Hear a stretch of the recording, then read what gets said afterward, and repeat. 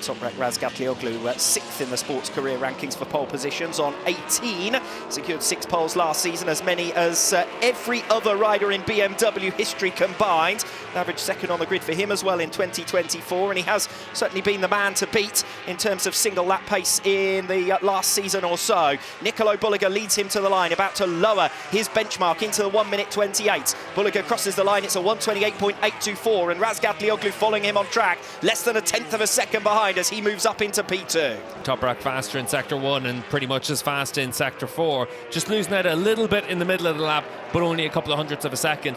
Toprak can still put himself in the mix here for the pole. A couple of quick mentions further down the order. Michael van der Mark moving himself up onto the 2nd row of the grid, now provisionally P6, and Remy Gardner up into 8th place. That's a really good performance from the home man. Yeah, and you can see, as we see the replay here, up through the hay shed, up towards Lukey Heights.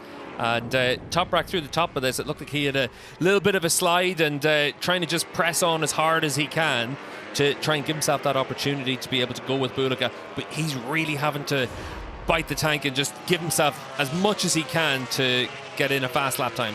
Elsewhere on the circuit, Alvaro Bautista just working his way around the circuit on his installation lap. Andre Iannone coming out for his stint, and Sam Lowes, who hasn't yet set a time, completing his warm-up lap now, just about to go with his first flying lap. Yeah, Lowes came out of the pits and then came back in, so with a bit of luck for him, he's able to get out and get a few laps in there to finish off this session. Just looking at the rest of the times, for the Bermudas, Alex Lowes 12th, Bassani 13th, so closely matched with them. Garrett Gerloff 14th, so the 3 Kawasaki engine bikes 12th, 13th and 14th, but a bit of a gap there for Gerloff to make up compared to the Bermudas. We're in about half a second to find. Yes, the promoter team will be rather relieved about that, I think, to see Garrett Gerloff behind them at the moment in the standings. 3 minutes to go in this Superpole session. Nicolo Bulega able to show once again metronomic pace, another 1 minute 28.8 on that last lap around. And for now, honours are even up at the head of the field, just a 1/10 of a second between them. See Sam Lowes there just gets down the inside of Taz McKenzie down in towards the MG corner, turn 10, and just about to finish off his first flying lap. As it is right now as well, worth to give a mention to Bahattin Safoglu, currently on the 5th row of the grid, the rookie stepping up from the Super Sport class. Sam Lowes then coming through the final turn, was a strong qualifier throughout last season and had some particularly great results in Superpole.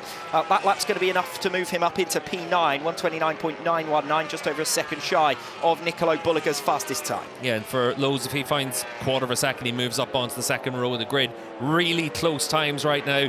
Bulega and Toprak, a 1/10 of a second between both of them, 7/10 back to Bautista, but Bautista down to the likes of Alex Lowes and Bassani, only another half a second, but that's taking you from the front row to the 5th row. I think Alvaro Bautista, if he is able to stay up on the front row of the grid, will be pretty satisfied with this. Didn't have the best of runs in terms of Superpole performances last season. Remember, back in 2023, he won the Superpole award, average P3 on the grid with 4 poles, but was only able to get on the front row again once in 2024. And he's looking in line to qualify on the front row here. Another new personal best from Bautista, 1:29.520, making up some ground in the latter stages of the lap. Yeah, finds 0.03 of a second compared to his personal best, but he's losing half a second from the exit of turn 2 up towards the turn 10 corner. So for him, he's losing a lot of time in that middle sector. That's where Bulega is very strong. Axel Bassani, another rider who's had a conventional weakness throughout his career in the Supersport sessions, pops up into P13. That moves him ahead of Alex Lowes. Lowes is on for an improved lap, though, this time around. With 1 minute to go, Nicolo Bulega leading the way ahead of Toprak Razgatlioglu. He's back in the pits, session over for him. Alvaro Bautista versus Andre Iannone at the moment, scrapping for a place on the front row of the grid. Iannone could displace Bautista here. He moves through to the line and moves through onto the front row of the grid. 0.4 of a second behind Nicolo Bulega, enough to go 2.5 tenths ahead of Alvaro Bautista. Bautista was up on his latest lap after the first sector. He's lost a lot of ground though through sector 3, so it does look as though Bautista may be made to wait for his return to the front row of the grid. Yeah, and for Alvaro, 40 seconds left in the session. He will have time for one more lap. See what Toprak has to say. Back into the pits for Toprak with 30 seconds to go. Nicolo Bulega still out there, still running a hot pace, almost in preparation for the race conditions that we'll have. with pit stop races, mandatory stint lengths this weekend in Phillip Island as Bautista comes across the line. A 1 minute 30.133 for him. He fails to improve. He stays in P4. Then it's Petrucci and Redding. So it's just Razgatlioglu up there and able to affect the Ducatis in this Superpole session. Yeah, Toprak just leaving the pits there to be able to go and do a practice start at the end of the session. But the session over now, and for Toprak, let's see what happens when we ride on board.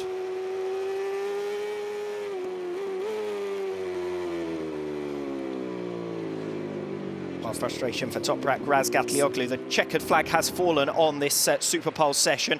Not too many riders set to improve. Andrea Iannone is, and Alex Lowe's is as well. And Lowe's down in 12th position as things stand. So there's still some mileage left in this session. Andrea Iannone then coming through, already 3rd position, and he fails to improve. It's a 1:29.411 for him. How about Alex Lowe's elsewhere around the circuit? It is a new personal best from Lowe's, and it does move him up into 10th position. So up ahead of Axel Bassani down in 14th. A bit of a salvage job in the latter stages for Alex Lowe's as the Promoter riders still get to grips with their new package at the start of this new project.